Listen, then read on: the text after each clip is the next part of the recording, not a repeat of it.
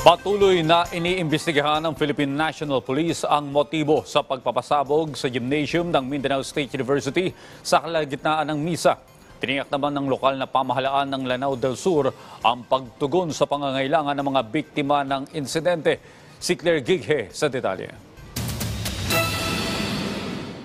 Kinumpirma na ng Philippine National Police o PNP na nasa 4 na tao ang nasawi habang hindi bababa sa 4 na po ang sugatan matapos ang pagsabog na gumimbal sa misa ng mga Katoliko sa Dimaporo Gymnasium sa Mindanao State University o MSU Main Campus sa Marawi City kahapon ng umaga. Ayon sa ulat, 3 mga kababaihan ang dead on the spot habang isang lalaki naman ang idineklarang dead on arrival nang dalhin ito sa Amay Pakpak Medical Center o APMC.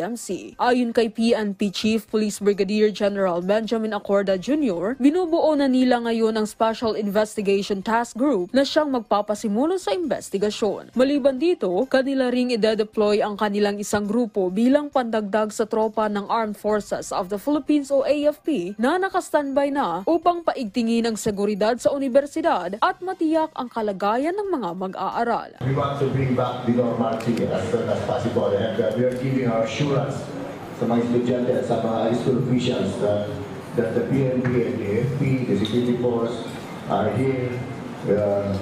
We are ready. Ayon kay Acorda, kasalukuyan nilang tinitingnan ang motibo sa likod ng karumaldumal na pagsabog, ang klase ng explosive na ginamit at ang mga person of interest. Matapos naman ang nasabing insidente, agarang tinugunan ng pamahalaang panlalawigan ng Lanao del Sur at lokal na pamahalaan ng Marawi ang mga pangangailangan ng mga biktima. Nandito tayo ngayon sa Amay Pakpak Medical Center para matulungan yung mga nasugatan, yung mga wounded natin. More than 40 ang nandito ngayon sa hospital. Kaya yung mga doktor natin, alam naman natin na linggo ngayon, pinareport sila lahat para tugunan itong mga problema natin ngayon.